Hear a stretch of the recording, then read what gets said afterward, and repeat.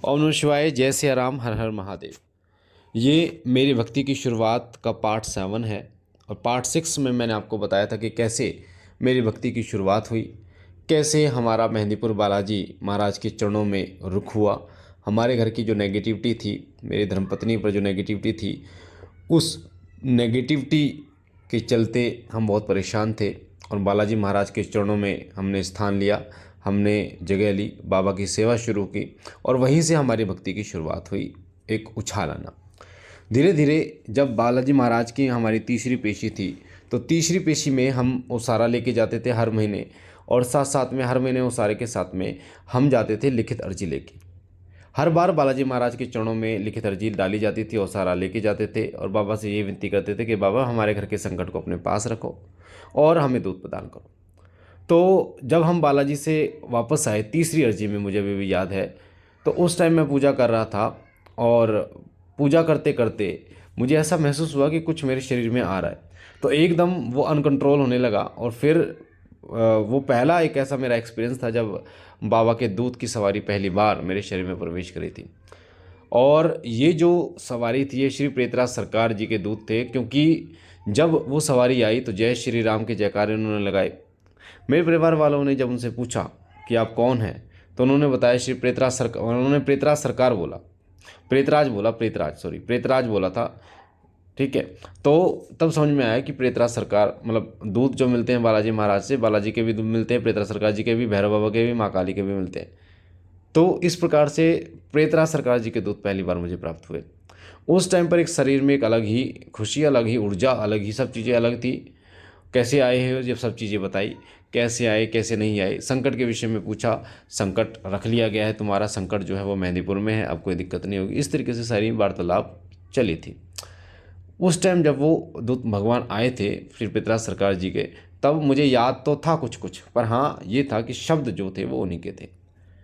घर में कोई दिक्कत तो नहीं है, सब पूछा घर परिवार वालों ने और सब बता के गए, कृपा है बालाजी महाराज की। तो इस तरीके से पहली बार श्री पितराज सरकार जी की जो है सवारी आई। उसके बाद हमने सुंदरकांड करना शुरू किया। हम सुंदरकांड करते थे, मैं और मेरी धर्मपत्नी, हम सुंदरकांड का पाठ करते थे, 108 हनुमान चालीसा, यानी कि इतने रम गए थे विशेष रूप से हनुमान जी की भक्ति में। बाबा भोलेनाथ की भक्ति थी ही थी, पर हनुमान जी के प्रति एक अलग ही भाव, एक अलग ही जो उनकी कृपा के कारण एक अलग ही सम्मान और एक अलग ही भक्ति हमारे हृदय में फूट पड़ी। हम दोनों हनुमान जी की भक्ति में लग गए। हनुमान जी की भक्ति में मेरी धर्मपत्नी हनुमान जी को भाई मानती है और हृदय से भाई मानती है। हनुमान जी ने कृपा, जितनी कृपा करी है उस पर। और जैसे आज कल जो है वो राखी है, आज 18 तारीख है, 18 अगस्त 2024, कल 19 अगस्त 2024 है। तो 19 अगस्त को राखी है, रक्षाबंधन है, और सबसे पहले मेरी धर्मपत्नी पहले हनुमान जी को राखी बांधती हैं। भैया दूज पहले जो जमाती हैं, पहले हनुमान जी को जमाती हैं। गोला और जो मिश्री होती है हनुमान जी को तिलक करती है, उसके बाद ही वो अपने भाइयों को करती हैं। तो हनुमान जी उसके लिए बहुत बहुत ज़्यादा, बहुत ज़्यादा है। और एक बार की बात बताता हूँ, अभी रिसेंटली की बात बताता हूँ, 2 महीने पहले की बात। हमारे मंदिर में गलती से पंखा चल रहा था और उसके ऊपर दीपक के ऊपर ना वो रखना भूल गए हम, जो कांच की वो होती है, तो वो हनुमान जी की विग्रह जो कपड़ा था हनुमान जी का, उसमें थोड़ा सा वो जल गया। तो वो इतनी रोने लगी, फूट फूट कर रोने लगी कि क्या हो गया, बहुत ज़्यादा। तो वो एक ऐसा अटैचमेंट, एक ऐसा भाव उनके अंदर है। तो हमने स्टार्ट किया, धीरे धीरे भक्ति करना स्टार्ट किया। धीरे धीरे हनुमान जी की कृपा हुई। हनुमान जी की जो कृपा है वो बहुत हुई। बाबा ने हम पर कृपा करी और इतनी कृपा करी कि मैं नौकरी करता था, मुझे अभी भी याद है, मैं नौकरी करता था, 12,000 रुपये मुझे मिलते थे और 12,000 रुपये में मैं बहुत ज़्यादा परेशान होता था, घर का खर्चा नहीं चलता था। पर उन्हीं की कृपा हुई, बाबा भोलेनाथ बालाजी महाराज की कृपा के कारण ऐसी कृपा हुई कि उन्होंने जो है उस नौकरी के जंजाल से मुझे निकाला और बाबा की कृपा से आज 2 रोटी हम लोग चैन से खा रहे हैं। तो उनकी इतनी कृपा हुई, फिर बाबा की कृपा के कारण जो है वो हम धीरे धीरे हमने आगे बढ़े और आगे बढ़कर फिर जो है वो बहुत सारी चीज़ें घटित हुई बाबा के कारण।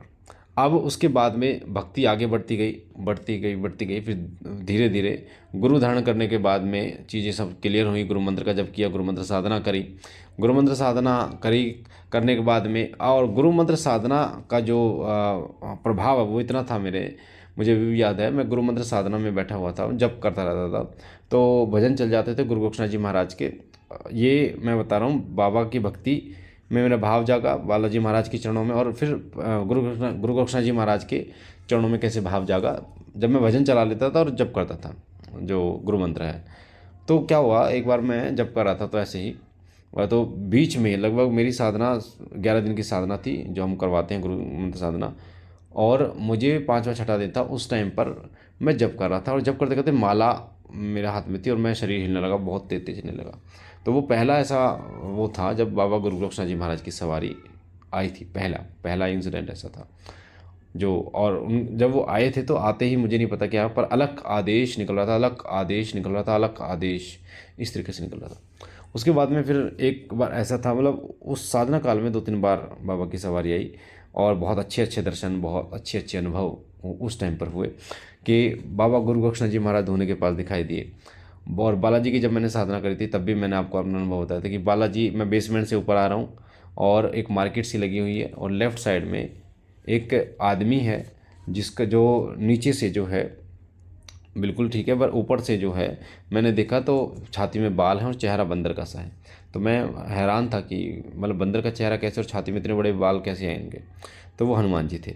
तो मैंने अपने अनुभव डाल रखे हैं, आप देख सकते हैं। और ये जो चीज़ें हैं ये मैं इसलिए नहीं बता रहा कि मेरे पास ये है वो है, ये सिर्फ इसलिए बता रहा हूँ कि एक जर्नी होती है हर इंसान की, हर इंसान की एक जर्नी होती है, एक यात्रा होती है उसकी, उसके जो पुराने दिन से लेकर एक नए एक सुबह तक उसकी एक जर्नी होती है, जिसमें आप उस जर्नी को जब देखते हैं सुनते हैं तो आपको लगता है कि हाँ, अगर इस व्यक्ति ने अगर ऐसी इस रास्ते पर चलकर ये चीज़ें प्राप्त करी है तो हमें भी मिलेंगी।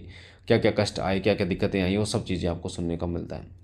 उस टाइम पे गुरु मंत्र साधना से बाबा की कृपा प्राप्त हुई। बाबा गुरु गोरक्षनाथ जी महाराज का धूना चेतन हमने स्टार्ट किया, धूना चेतन स्टार्ट किया, बाबा की कृपा बढ़ी।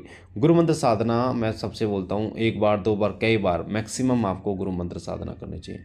और मैं भी मैक्सिमम गुरु मंत्र साधना करता हूँ। गुरु मंत्र साधना से बहुत कृपा मिलती है। गुरु मंत्र सबसे अलग हटके होता है, गुरु मंत्र सबसे जल्दी जागृत होता है। जो काम गुरु मंत्र कर सकता है कोई अन्य मंत्र नहीं कर सकता, पहली बात। तो गुरु मंत्र साधना शुरू की, बालाजी महाराज को साथ लिया, माँ काली को साथ लिया और साथ साथ में गुरु गोरक्षनाथ जी महाराज को साथ लेकर फिर धीरे धीरे कृपा बढ़ी, अनुभव होने शुरू हुए।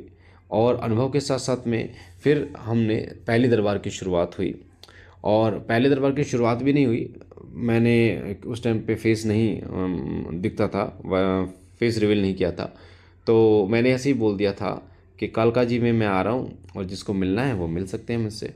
तो शायद 8-10 लोग आए थे कालका जी में। पहली बार जब मैं कालका जी मंदिर गया था तो वहाँ पे 8-10 लोग आए थे। उन्होंने और जिनमें से कुछ 1-2 बच्चे थे जिन्होंने मेरे को वहीं पहचान लिया था।